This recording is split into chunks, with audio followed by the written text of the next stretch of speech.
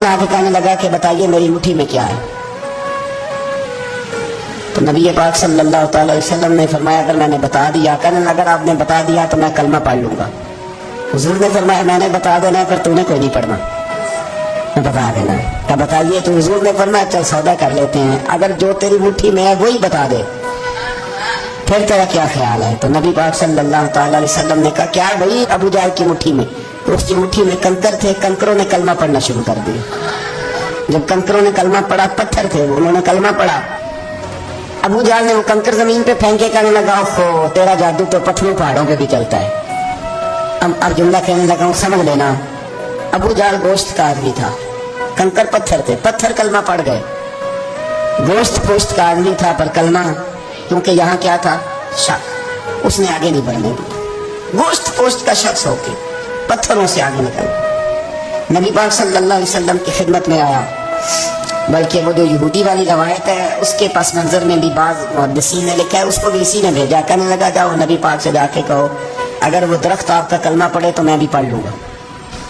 दरख्त, अब दरख्त होते तो जानदार हैं पर कलमे तो कोई नहीं ना पढ़ते।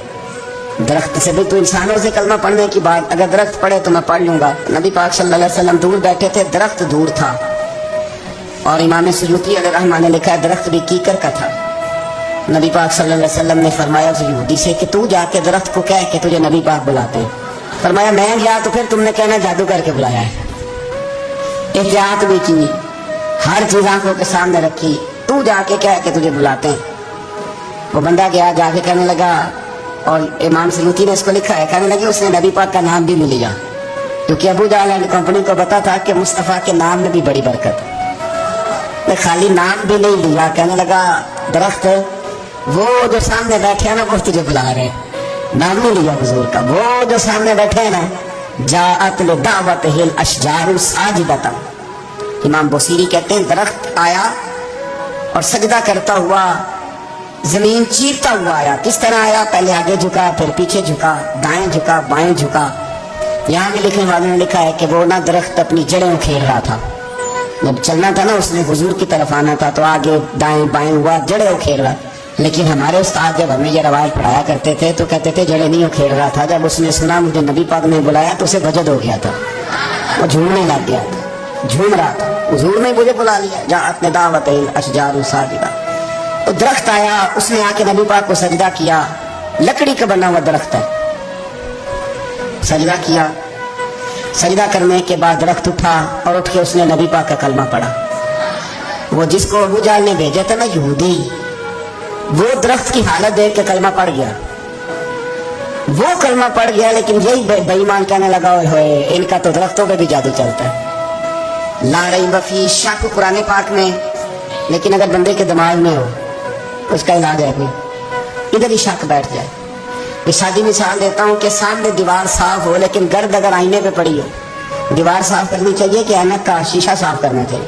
सारी जिंदगी लोग दीवार साफ करते गुजार देते, सारी जिंदगी तराश खराश करते गुजार, अपनी मर्जी की पेंटिंग करते गुजार देते हैं, पर अपनी आंख की पुतली साफ नहीं करते, आंख की पुतली साफ नहीं करते। किसी ने हजरत रूमी से कहा था हुजूर दुनिया में कोई अच्छा मिलता नहीं, फरमाने लगे थोड़ा रोना शुरू कर ताकि तेरी पुतलियां वुजू कर लें, वुजू करने वो उन्हें पता चल जाए कि कितने साफ सुथरे लोग दुनिया में पाए जाते। तो भाई शक अबू जहल फिर आ गया, कहने लगा अगर आप चांद के 2 टुकड़े कर दें तो मैं कलमा पढ़ने को तैयार।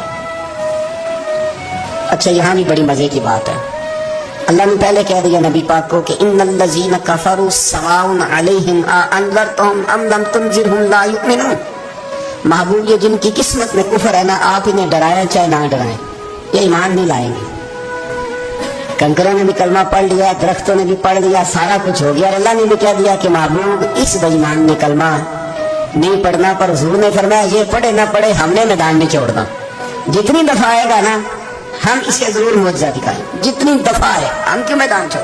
आगे कहने लगा कि अगर चांद के 2 टुकड़े कर दे तो इक़्तरबत इस्साअत वंशक्कल कमर।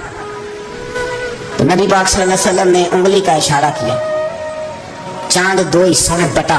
कोहे सफा एक पहाड़ी थी मक्के में, आधा टुकड़ा पहाड़ी की इस जानिब हुआ, आधा इस जानिब, यानी वजाहत की अल्लाह की इल्म के ऐसे ना हो کہ یہ کہ جی وہ تو ایسے بالکل شک ہوا تو مل گیا، پتہ نہیں میری آنکھوں پہ جادو ہو گیا، ملا کہ نہیں ملا۔ جب ٹوٹا تو حدیث پاک میں آتا ہے کہ آدھا چاند کوہ صفا کے ادھر گیا اور آدھا تو پہاڑی تھی، چاند نیچے آیا، پہاڑی کے گرد گھوما، آگے جا کے ملا، یعنی وقفہ دیا گیا باقاعدہ دیکھنے کا، سمجھنے۔